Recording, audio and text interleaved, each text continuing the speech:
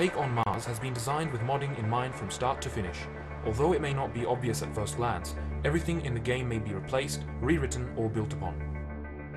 This series of videos will help the Take on Mars modding community get started with creating additional or new content for the game. In this first chapter, we will look at how and where Take on Mars looks for its data and how it can be modified. First off, let's start up the loader and extract the game data to a directory of our choice. This will allow us to see exactly what is in Take on Mars. The game's pack files contain all game data, including scripts and models. Keep in mind that this only extracts the data and is not launchable. You can place any of this data into a mod or add-on.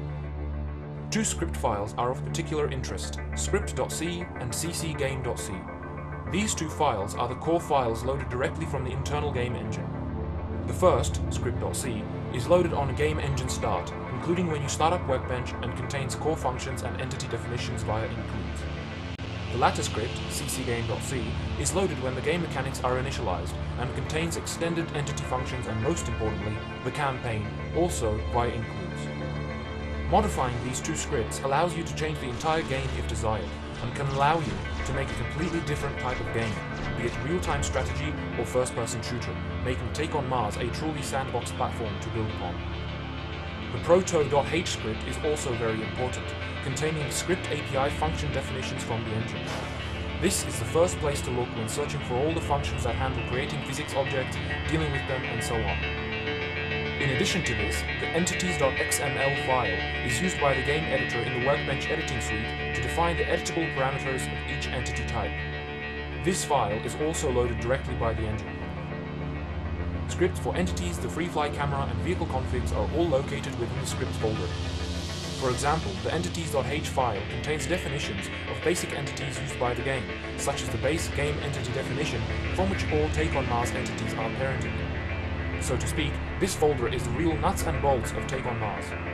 Vehicle configs are located in the scripts, entities, configs, vehicles folder as text-editable.cfg files.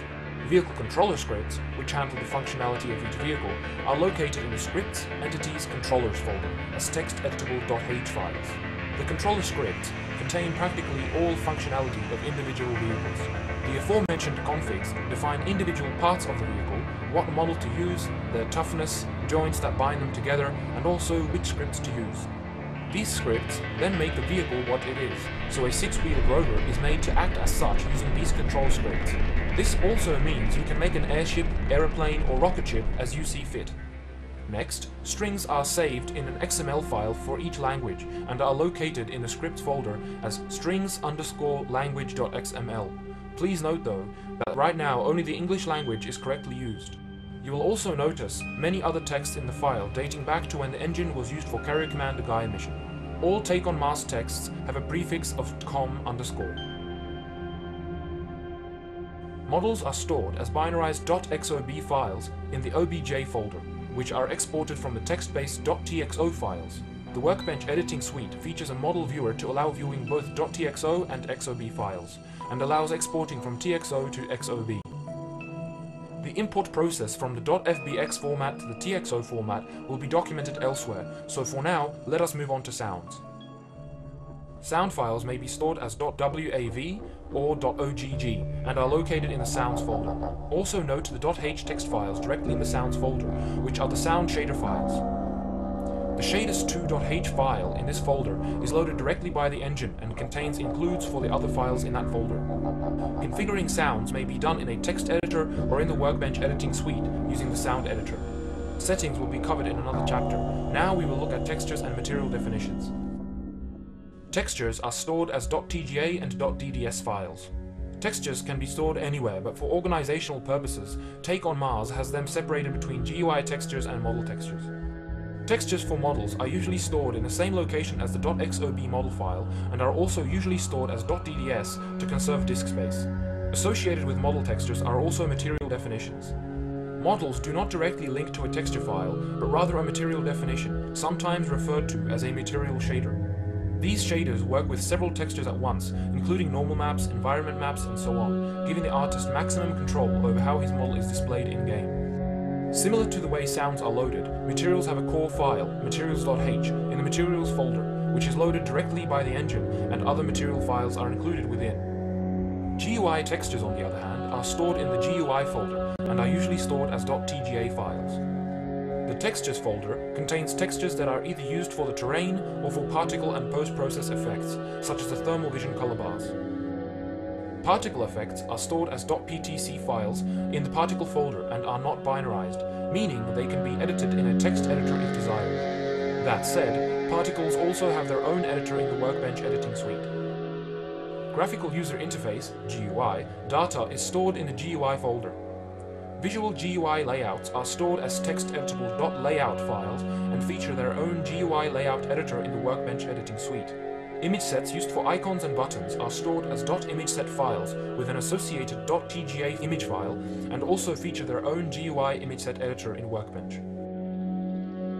Game fonts are stored in the GUI fonts folder as binarized .fnt files with an associated TGA or DDS image file. These are created using a font generator tool, which will be covered elsewhere. Animations for vehicles, characters, and cameras are stored in the A&M folder, which also contains bone definitions. Animations themselves are stored as binarized .amm files, which are converted from non-binarized .txa files. Next, the Physics folder contains physics material definitions, which define friction and restitution for different material types. It also contains ragdoll skeleton setups. The Cutscenes folder contains cutscene files as .cut. Cutscenes support custom camera animations, character and vehicle animations, cued sounds, and so on, all that a classic cutscene should support. In Take on Mars, this only really applies to the mission control room and the main menu, though in modifications you can do whatever you like. Next up, the World's Pat folder contains object pattern brush .pat files, which allow painting objects onto the terrain in Workbench. These are also created and edited using the game editor in the Workbench editing suite. Moving on, the Worlds folder contains the actual location files as text-readable .ent files. These are edited in the game editor in the Workbench editing suite and contain the world's rocks, terrain, grass, and so on. Objects specific to scenarios or the campaign are created in the in-game editor. In the Worlds folder, you will also find the sky.xml file, which contains individual sky presets. These may be modified in the game editor in Workbench and may also be cloned, copied, or renamed in the Sky Preset Manager in the Workbench suite. Additionally, you will also find text-editable .pla files in the Worlds folder, which are planetary definition files used for the 3D map in Mission Control Room and define the model to be used, the camera offset, and so on. Some files are not stored in the game's packed files and are left unpacked directly in the game's Steam directory under Steam Location, Steam Apps, Common, Take on Mars. These are not packed due to an earlier technical limitation which has since been resolved and will likely be packed in the future. Here, you will find the game's scenario files in the Scenarios folder. Each scenario is stored as a text-editable .scn file with an associated .jpg file. The Campaign subfolder contains the missions seen in the game's locations when playing the space program mode. Scenario files are searched for dynamically by the game's script, so a new scenario is located automatically by the game. Next, videos are stored as .wmv files in the Videos folder, which is convenient as they may be viewed on a Windows PC outside the game as well.